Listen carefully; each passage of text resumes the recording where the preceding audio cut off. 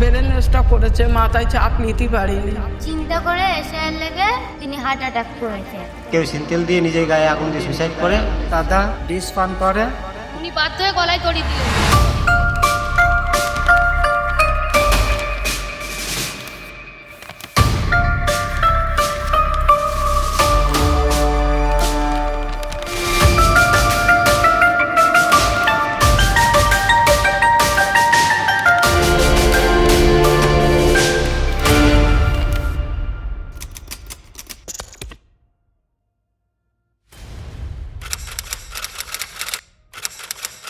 এই সায়া চক্করে আমার বাবা আজ 10 থেকে 15 দিন ধরে ঘোরাঘুরি করছিলেন, কারণ 2002 সালে ওনার নাম ছিল না। ওই ক্ষেত্রে উনি খুব টেনশন করছিলেন, এদিক এদিকে কাগজপত্র নিয়ে খুব ঘাটাঘাটি করছিলেন।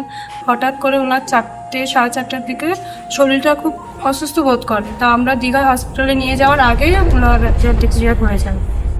এসআইআর শুরু হবার পর থেকে একের পর এক অস্বাভাবিক মৃত্যুর খবর সামনে আসছে। নিজের এবং নিজের পরিবারের নাগরিকত্ব নিয়ে অনিশ্চয়তা থেকে আত্মহননের পথ বেছে নিচ্ছে মানুষ। এরা সবাই প্রায় 70 থেকে 80 বছরের ওপর এ রাজ্যে বসবাস করছেন।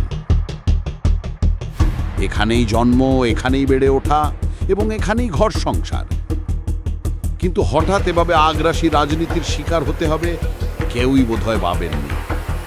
রানাঘাটের শ্যামল সাহা, বয়স 72 বছর। বেনাগরিক হওয়ার ভয় এই বয়সেও পিছন ছাড়েনি বৃদ্ধে।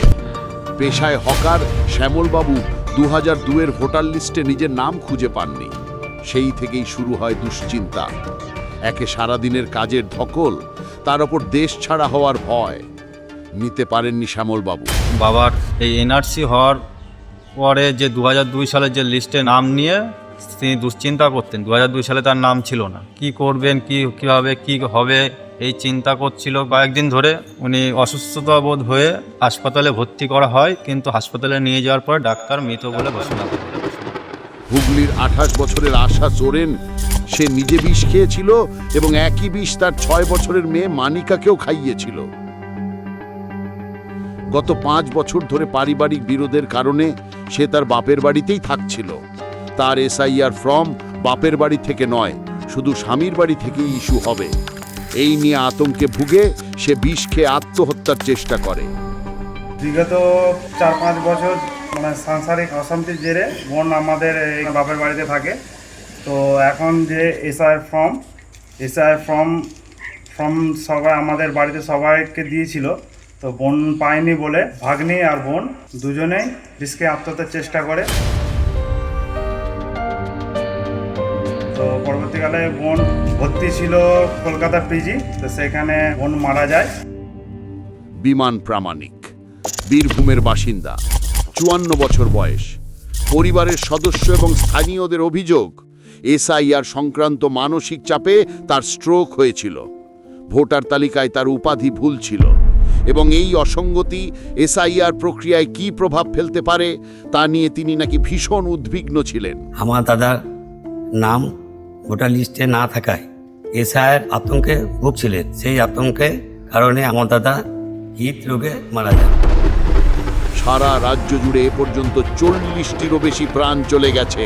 40 জন মানুষ। রাজনীতি থাকবে রাজনীতির জায়গায়, কিন্তু বাংলা জয়ের স্বপ্নে বুঝে বিজেপি যে নোংরা খেলায় মেতেছে, তার মাসুল দিতে হচ্ছে সাধারণ খেটে খাওয়া মানুষকে। এই প্রাণ কি আর ফিরে আসবে? ওই পরিবারগুলো কি আর ফিরে পাবে তাদের প্রিয় মানুষটিকে? নিজের দেশের মানুষের সাথেই এ কেমন প্রতারণা? এ কি আমার দেশ নয়?